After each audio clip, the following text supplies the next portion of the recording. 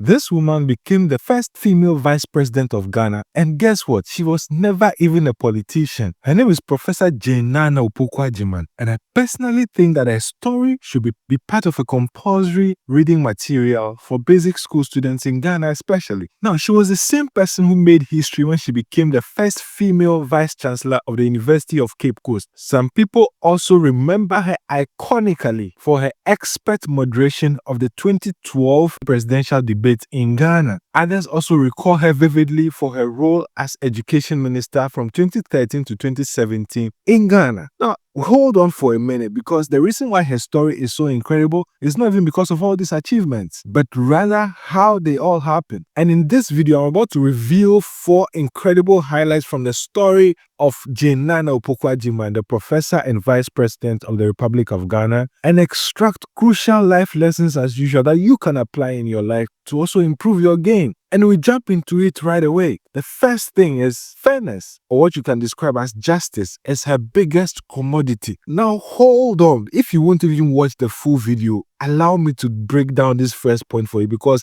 you will be blown away, trust me. Unknown to many, Professor Naana Agyemang once worked with Radio Gold. And by the way, it was not because of any affiliation with the National Democratic Congress, although the NDC is not to be affiliated to Radio Gold. But at the time, Naana Agyemang, a young, vibrant woman, didn't have anything to do with NDC. Now, what is interesting is that she did not actually apply to work for the radio station, but she was called upon to come and interview the likes of former President Jerry John Rawlings and former President John Agyemang. And the reason why she was called to come and conduct these interviews was simply because she had a reputation of being fair. So they expected that her delivery would be fair. And so she was invited to conduct these interviews. Radio Gold is perceived to be NDC leaning. Let me explain something to you. When I was invited to host the program, it was called Platform, and I was coming from Cape Coast. I remember having discussion with the management that, why me? Can't you find someone from Accra?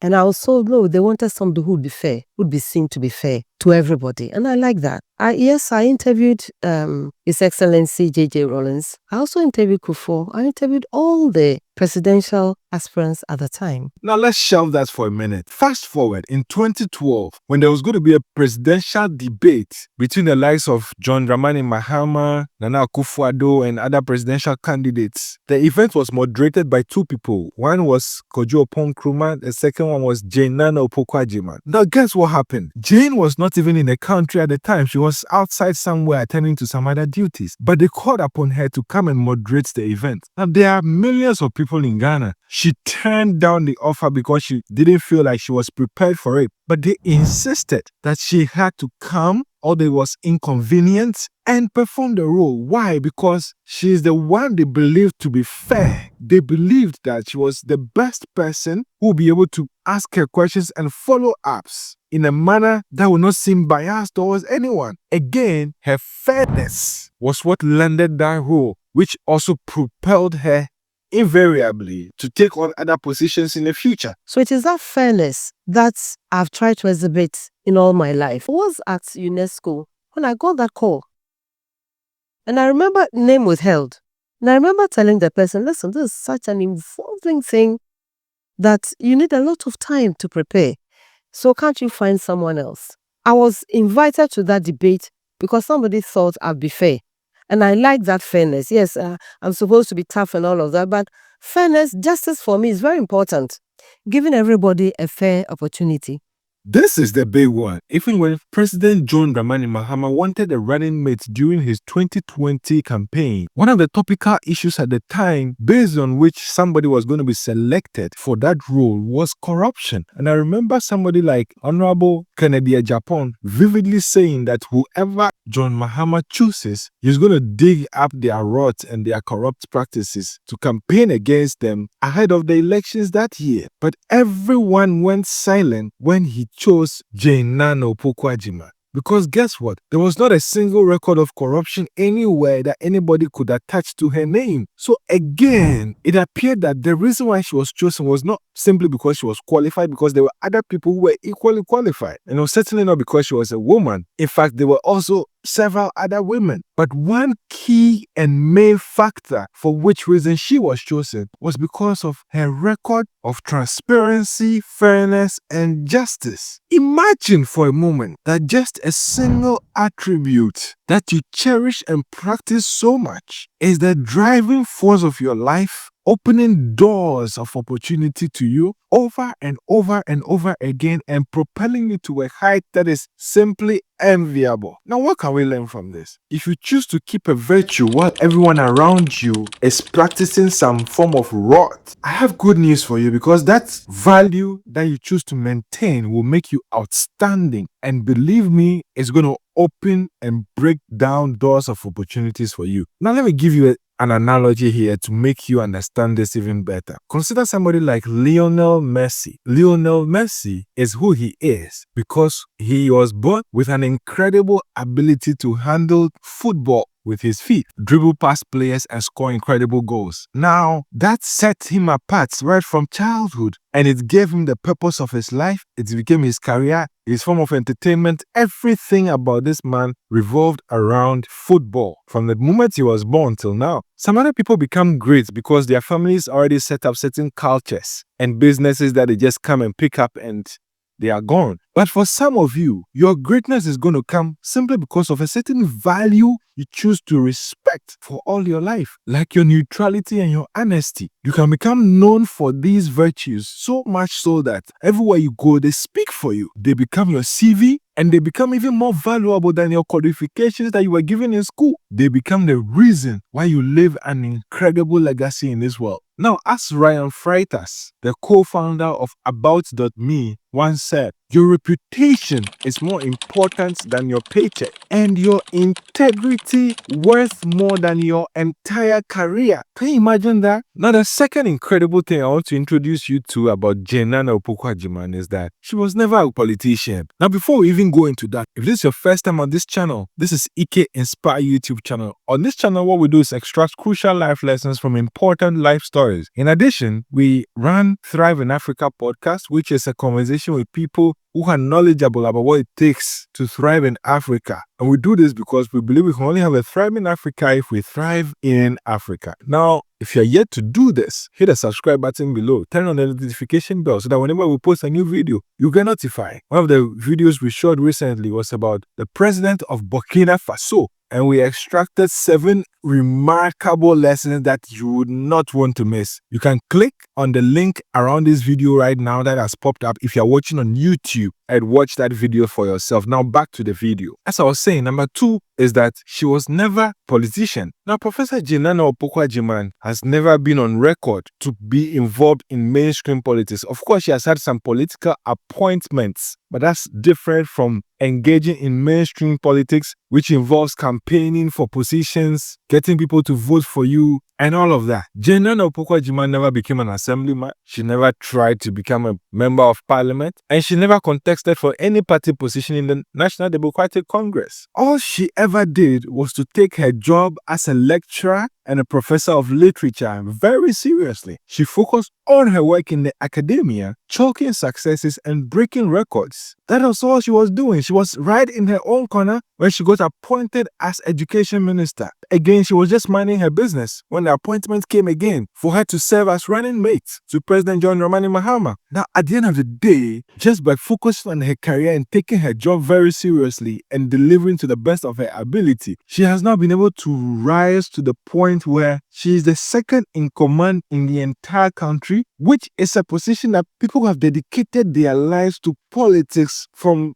their days as student politicians and SRC presidents and all of that to their old age, and they were never able to reach that height. Now, what can we learn from this? Trust me, wild and unexpected opportunities are going to come knocking on your door when you express mastery in whatever you do. There are roles you'll never have to apply for in your life. There are jobs you'll never have to attend an interview for in your life. If you can just focus on what you do and deliver it to the very best of your ability, my good friend, soon enough, people will come begging you with huge sums of money to come and perform those tasks for them. Opportunities will no longer come knocking on your door. They will be banging on the door, break it open, drag you out of your bed, and shove themselves down your throat. Because as Denzel Washington once said, if you are really good at what you do, you don't have to go looking for work. Work finds you.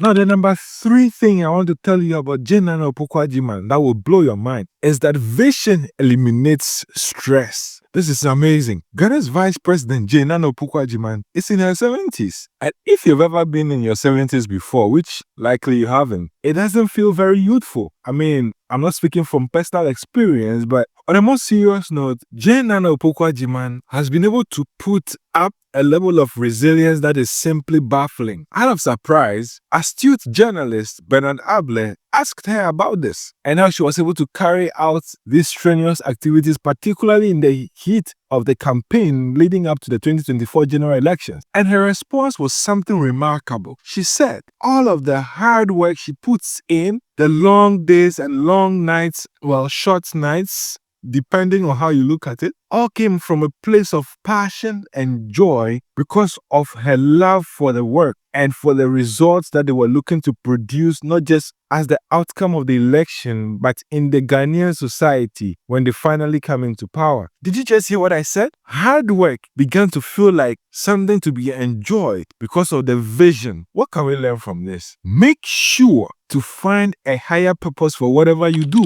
because if you have to work hard on something that doesn't give you any higher meaning, you realize that you wake up every day stressed and life becomes filled with daily work and sweat that doesn't feel like it's getting anywhere meaningful. The truth is, when you do what you love, something that you are passionate about, you can go hours without even realizing that time had passed. Simon Sinek, a leadership expert and author, put it in the best way possible. He said, working hard for something we don't care about is stress, but doing the same amount of work for something we care about is passion. Imagine that the same amount of work, you can put it in one area and it feels like stress. You can put it in another area and it feels like passion. How incredible that is. Now, the 4th thing I want to tell you about is also so amazing.